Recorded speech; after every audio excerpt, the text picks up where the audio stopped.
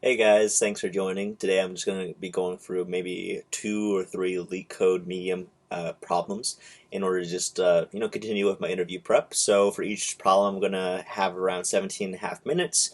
I'm going to try to be as vocal as I would be in a normal interview, just explain my thought process, like what data structures and algorithms I'm potentially going to use, and then if I have enough time, explain the time complexity of my solutions. So let's get right into it, and I will start the timer. So we're going to do the first question, minimum remove to make valid parentheses. So what this kind of just reminds me, based on just on the name, is valid parentheses, which is a stat question. So with this, given a string of open parentheses, close parentheses, and lowercase English letters, your task is to remove the minimum number of parentheses, any position, so that close parentheses in any positions close parentheses, so the resulting parentheses string is valid, and return any valid string. Formally, a parentheses string is valid if and only if it can be an empty string, contain only lowercase letters, or if it's written as A concatenated with B, where A and B are valid strings. It can also be written as A, open parentheses, close parentheses, in between that, where A is a valid string. So with this, what I'm seeing is, yeah, this is a stack problem. Then all you have to do to make sure that you don't get around that is, oh, okay, minimum remove to make valid parentheses. Yeah, so basically what you would have to do is at every case just remove the unnecessary strings based on um, if it's in the stack or not, so whether it completes. So what I'm seeing here is what I could probably do is just iterate over the letters. If you find like a normal letter, uppercase, lowercase string, then what you could do is just like pass on that. Then we actually get to open parentheses, add that to the stack, and then like once you hit a closing parentheses, then you remove that. So just knowing that, you can either use a stack. I think you could use indexing or numbers. I think you just have to be careful about the edge cases. So for this example right here, so a close parentheses, we would want to remove that because if you were to use a stack, then there'd be nothing there. So what you could do with removal of strings is, I think you can go one or two ways with that. You can actually just create a new string by just like indexing it out. I probably won't use that way just because for the fact that you have to create a new string every time in Python because strings are immutable data types. So yeah, just make it simple. First attempt, I'm going to just do a naive, not naive, but like a basic solution with stacks. And then after that, since I don't have to worry about the other parentheses, I just have to worry about like one. I don't have to use a hash map. So yeah, I can just use a stack. That'll be a O N space operation, and then time operation. I'm just going to be iterating over a split array of these characters and then just combining them. So like if I have to remove something, I just like remove that from the array. Um, yeah, let's see. Okay, let's go through that. So again, just gonna make a stack. Okay, so for the string, let's say that.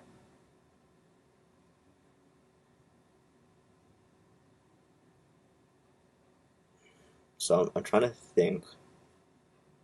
Do I really need to like remove it from the string? Because I could just iterate through the characters and create an output array and then just combine that array into a string. So I might just do that. I'll iterate through the string and then just only add things that are valid. So okay, so this is stack is going to be used to like house the open parentheses and make sure that like each time a closing parenthesis is there, you can just pop that out so it's valid. If not, then you're going to remove that string from or not include it into the output array. So and then just a base case, if the string is empty, just return that. So if length s is less than or equal to 0, well, I mean, I guess it'd just be equal, then just return s.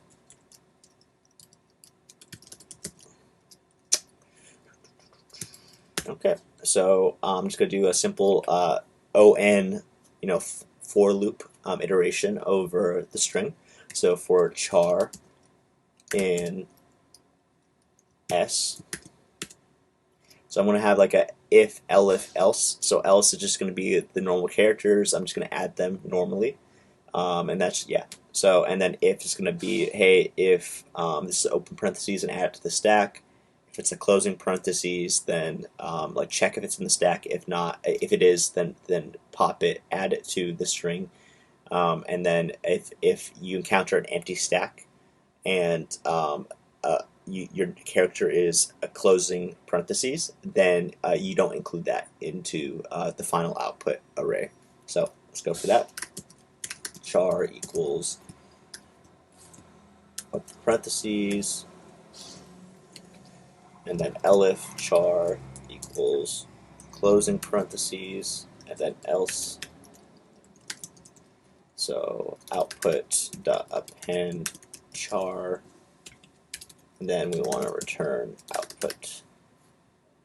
So for this, stack dot append char, and then for this,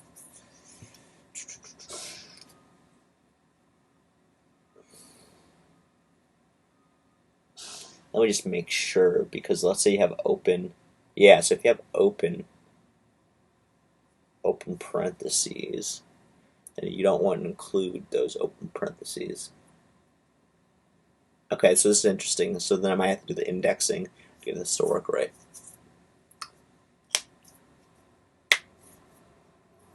So if that's the case, then what you could do is you could just like iterate through the stack and then just like pop out those extra open parentheses.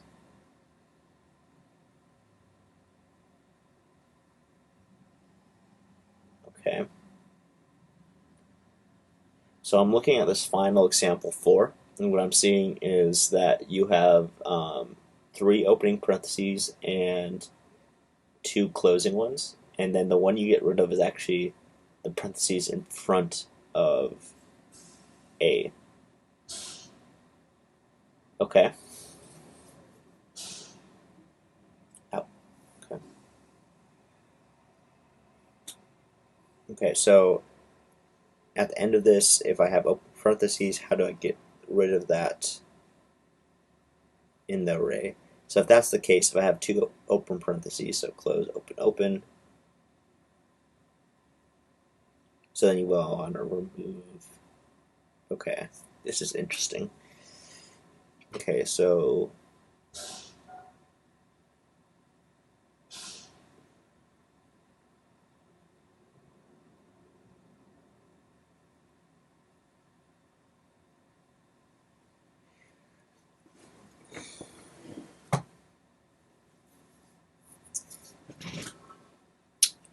okay, so for this, now they got a stack. Could you iterate for the stack? I guess you could just iterate for the stack, because then you just remove those 2. Oh no, because let's say you have like this example. Let's say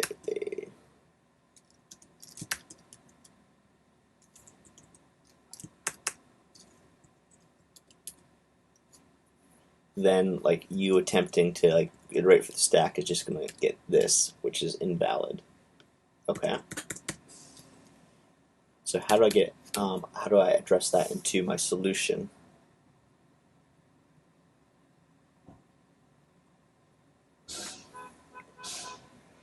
So instead of a stack, maybe I could do something different.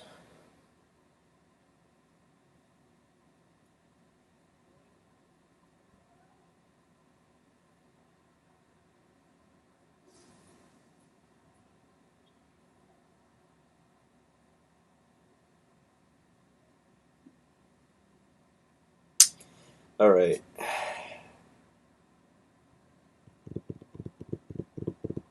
Maybe I could do the string route.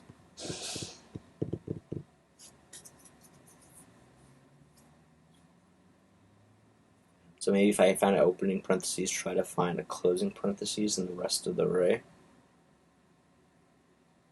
Okay.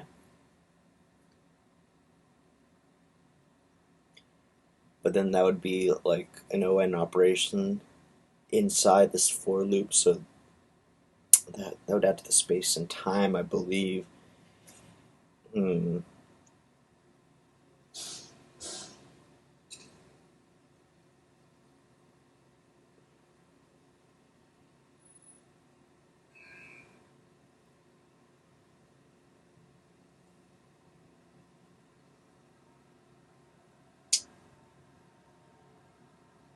So yeah, well, you remove that. Okay, well, I can just do that. So if you remove that,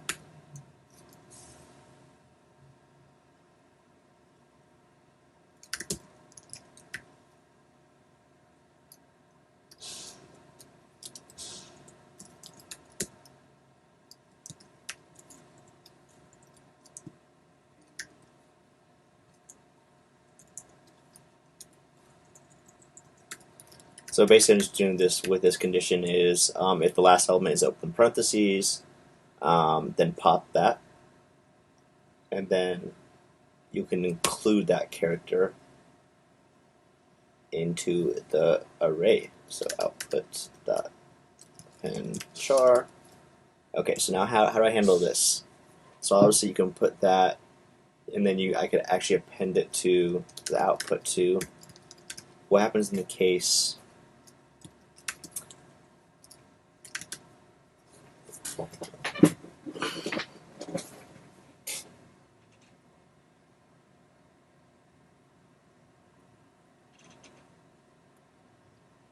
So maybe I could do a hash map with like the character and then the specific index, or the index and the specific character.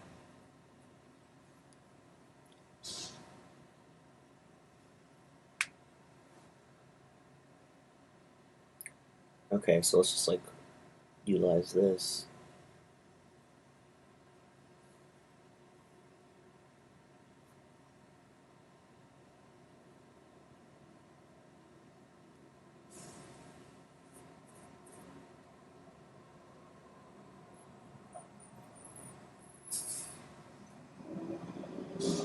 Okay, so this opens this up.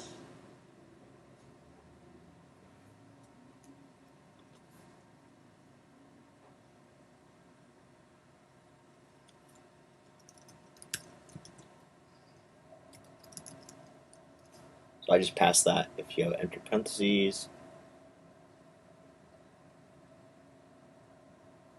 So it really goes down to this condition up here. So if you have this, you don't, yeah, you append, but you append to the stack, but you don't necessarily append to the char unless there's a closing parentheses.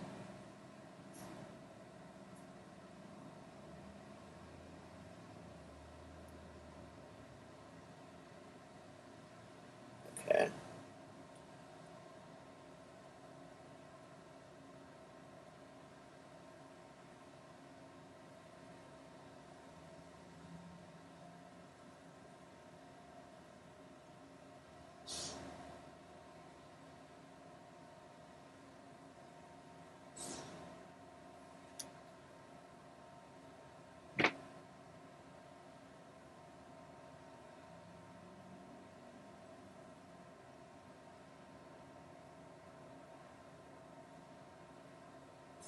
Yeah, so this is just character processing. So I think the stack was good, but it really is interesting how to get that edge case like gone, like where you get rid of this first parentheses. In this case, like there's nothing to close it. Same thing here. Just pass. Oops. And right here, all I'm doing is like a dot join. So basically, with all those characters appended, then you just try to join them. But again, I'm running into this issue where you could have a lot of front loaded open parentheses, and you're still appending it to the output, even though there's no closing parentheses. Hmm.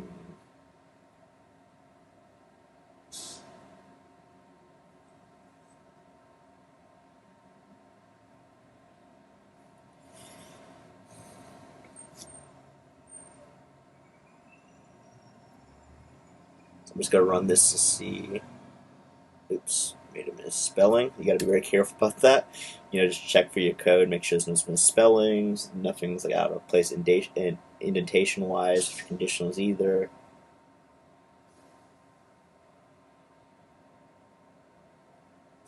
Okay, it's gonna pass some tests, but not all of them.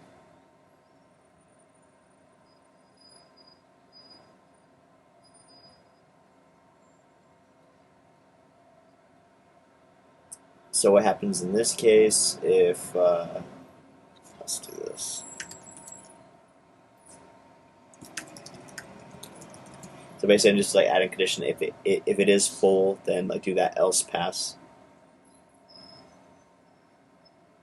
So this is going to pass, but it's going to have some errors because, like in this case, like it's going to include that parentheses, close that. Oh wait, sorry. It's going to include that parentheses, that parentheses, close that and that. It's actually going to include everything because it's not taking into consideration the closing thing here.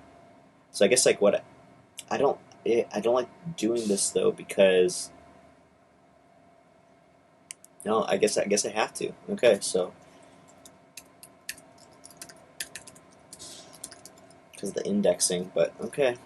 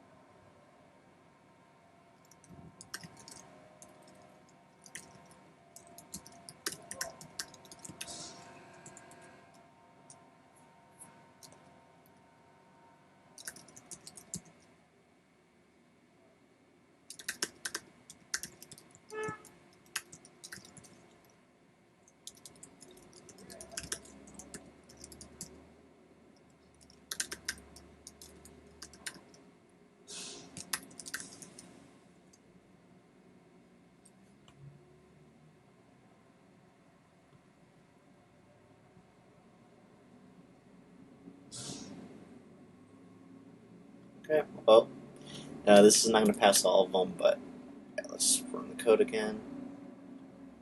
It's going to run. Yep. See, this case is going to like say it's still there. Super interesting. Okay, I'm gonna have to look back at this again. It is a case where I wasn't able to take into consideration that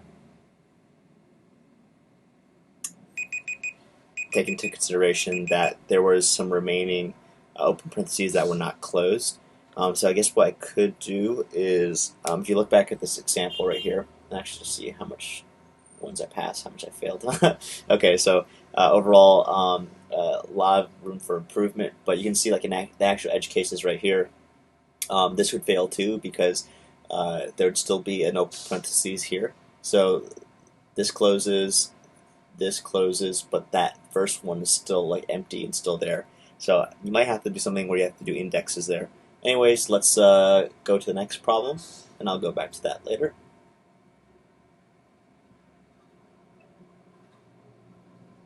Oops, wrong way.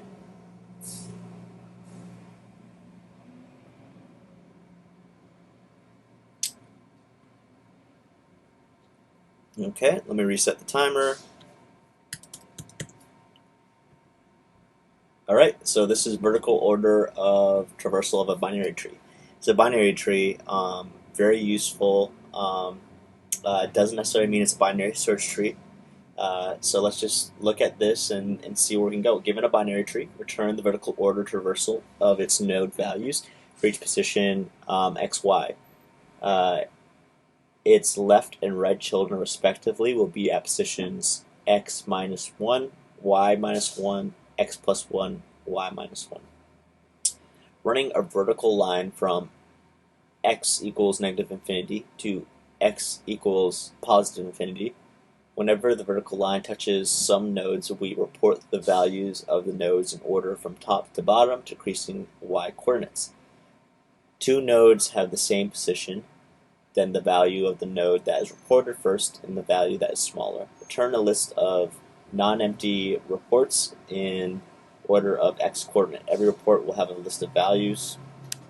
Okay, so I have the input, I have this tree. So it's coming in a tree node. This is what the tree node looks like. So vertical order traversal. So where's 9 in this? Okay, 9's right there. So 9, 3, 15, 20, and 7. Without loss of generality, we can assume that the root node is at position 0, 0.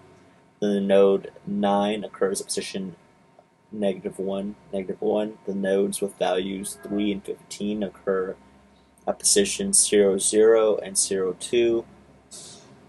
The node with value 20 occurs at 1, -1. The node with value 7 occurs at 2, -2. Okay, this one's a little confusing to me, but I will try to solve it. You can actually look at the dislike to like ratio. Actually, let's go to a different one. Let's go to a little bit more of an understandable one. I apologize, guys. Let's just choose couple and then try to find one with a positive like to dislike ratio. Okay. Okay, let's just do this second one then. Our accounts merge, and let's reset this.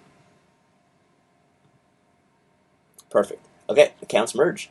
Given a list of accounts, each element accounts I is a list of strings, where the first element accounts I 0 is a name, and the rest of the elements are emails, representing the emails of accounts. Now we'd like to merge these accounts. Two accounts definitely belong to the same person if there is some email in common between both accounts.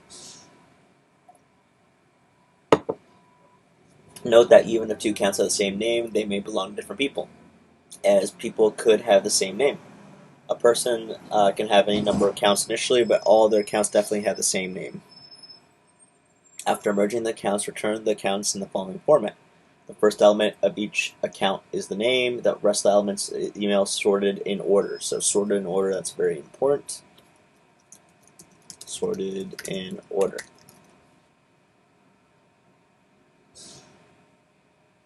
So you have these accounts.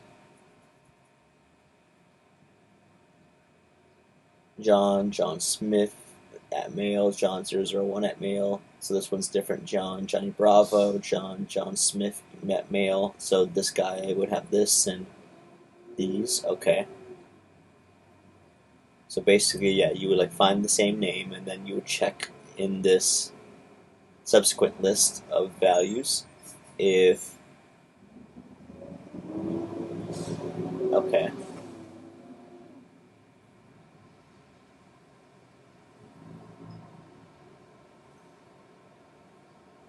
Okay, so it's interesting that this doesn't have like a sub list, so it's just like getting appended to that list. So that's actually pretty useful.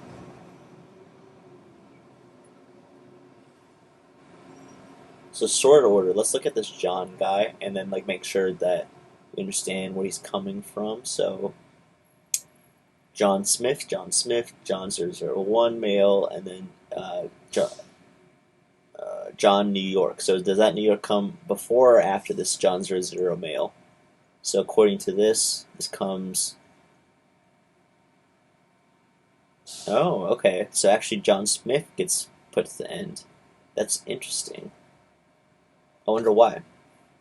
So after merging the accounts, return the accounts in the following format. The first element of each account is the name, and the rest of the elements are are in sorted order. Okay.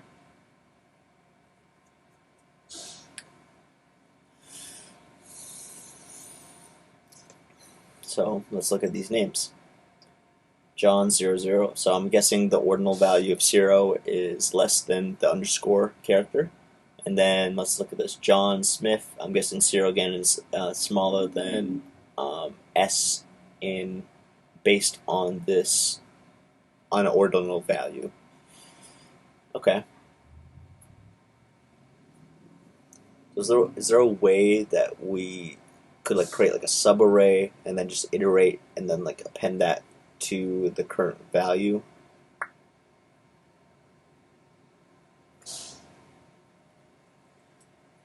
Hmm.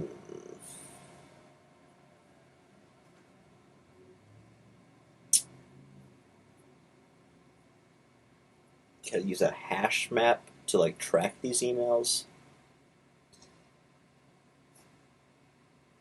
Because then what I could do with the hash map is I could just like collect those emails, then resort them, and then just combine them on a final array. Okay, let's try that out. I think that might work. Names emails equals this.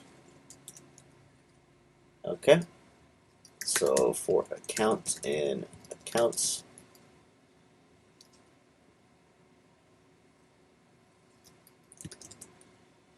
if account 0 not in names emails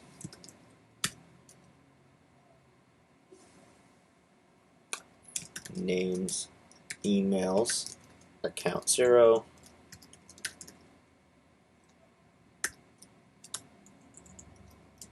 equals account 1.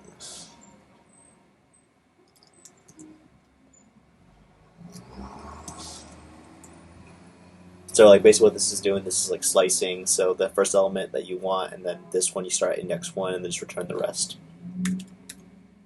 Okay, and then else it is in there, so what you have to do there,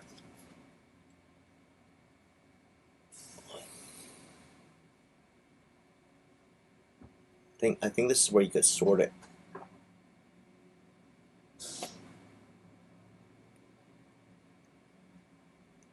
Yeah, you could sort it. So what you would do is, yeah, if it's not in there, then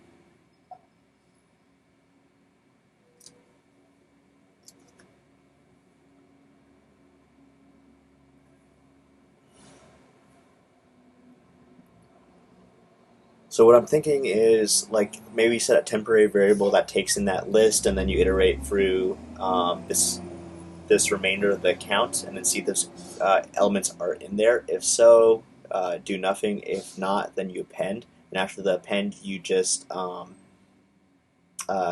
sort them and then reattach them to the value based on the key. So yeah, let's do that. Temp equals names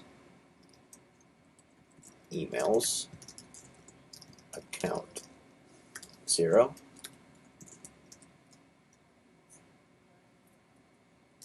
or email in account 1 if email not in temp dot append email. Okay, so after that's done, now you want to do temp, and then yeah, you want to sort in place. So sort in place, and you want to do it ascending. So you wouldn't do reverse. You would just do sort temp.sort based on the characters, which I think that will work. And then what you do is you just copy this basically.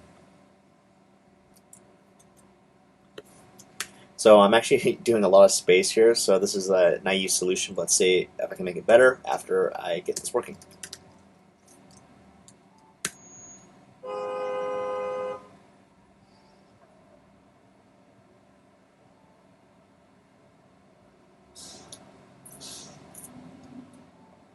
Okay, and then so now output is going to be a list of these arrays, list of these lists. Now I'm going to iterate over the keys and values of the names emails using the .items function. So for this, now I want to just combine those. So let's see, ord list equals k plus v, because v is already a list, and then not like the string. I'm just basically concatenating strings here. So output dot append ord list, and then you return output. Okay, let's look at this. All right. So I'm creating a hash map. That's O space. Then I iterate through the arrays. In this, I do loop over, but it's only the remainder of the array, but it's not as efficient as it could be. So, but let's say like this first name, if it's not in there, then like set it up. Oh, I forgot to do the to check if the emails were the same. So if they're not the same, let's do this. That's so interesting. I have to do like the union, like to make sure that the email was there. So if it is there, then you want to check that one of the emails are in there. If not, okay, yeah. So maybe I can do a helper from sure, like at least like one of those emails are in there. And now I got to make sure um, common email. So then I think you compare like two arrays, array 1, array 2, for um, elem in array 2, if elem in array 1, return true, and then else false, return false. Okay, cool. So we got the names.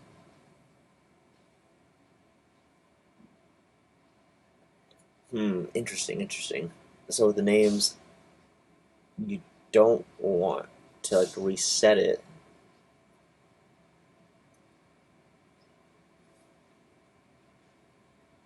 You don't want to reset it. So maybe it can have like a list of lists. It's crazy.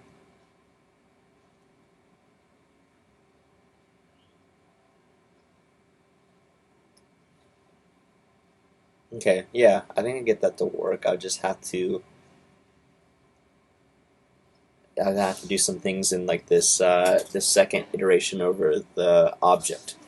Okay, so with this, um,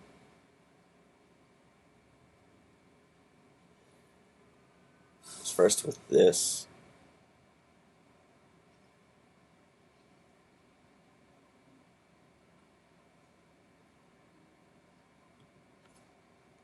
so I'll wrap that around there.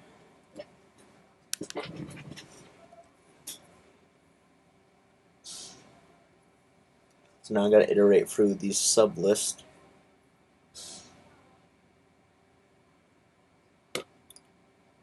Yeah, this is definitely gonna be O n squared time then.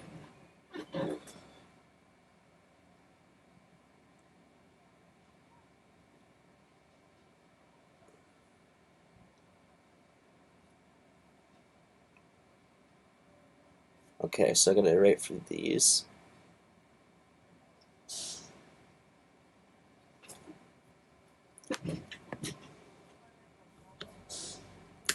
So now I gotta go for this temp. So through R sub temp in temp.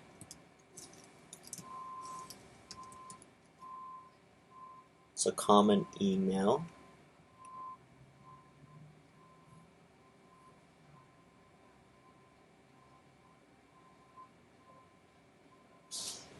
So for email account, if email not in temp,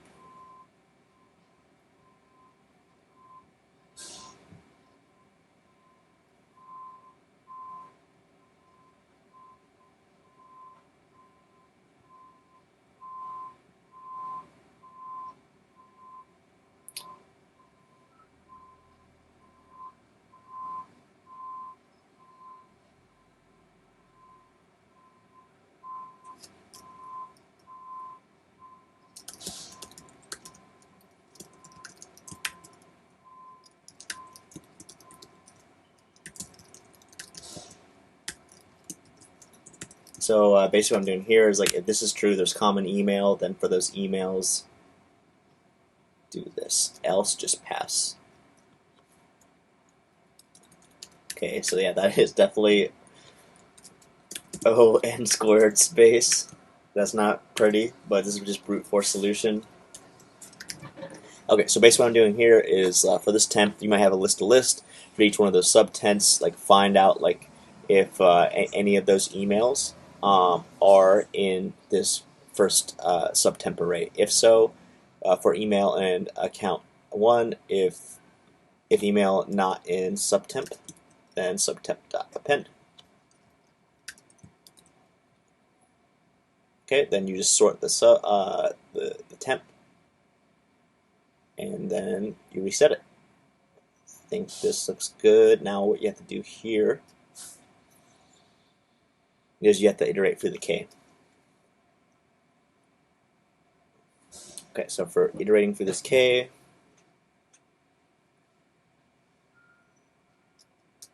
for sub K in K,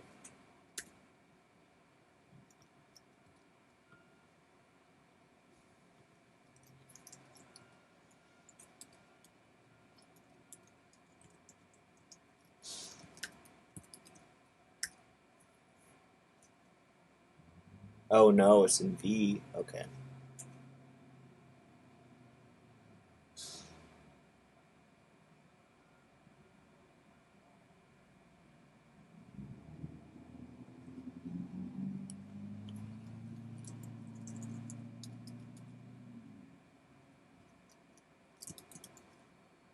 We just do normal K and then sub V.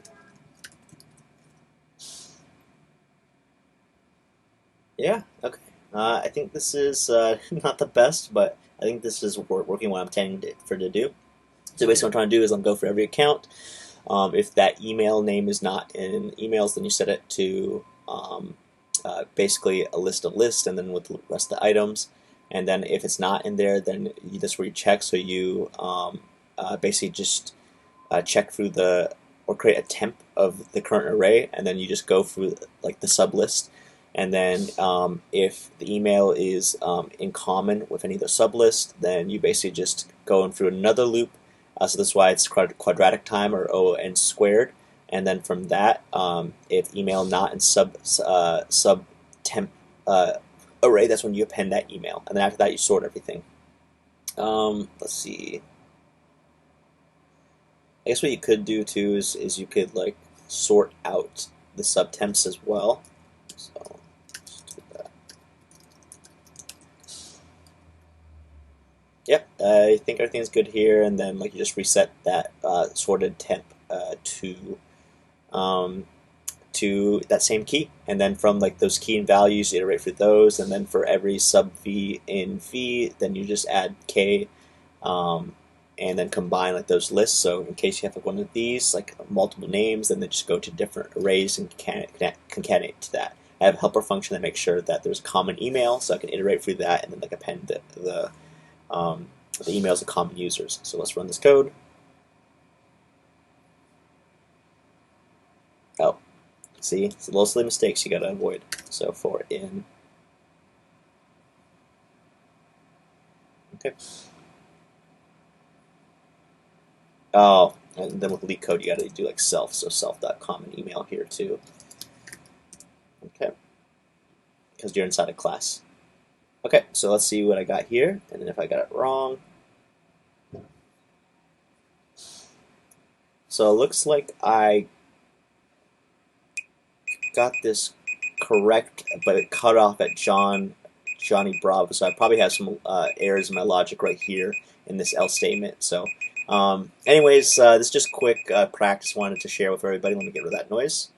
Of course, when we get better, I'm going to look at these like solutions and make sure like what I did right, what I did wrong. But again, just consistent practice. If you're going through the interview journey, just do consistent practice as well. You get better. I'm a lot better than I was a couple months ago, a couple weeks ago, and it's just with this daily practice. So, guys, thank you for coding along with me, like watching with me, and hope to see you again soon. Thanks.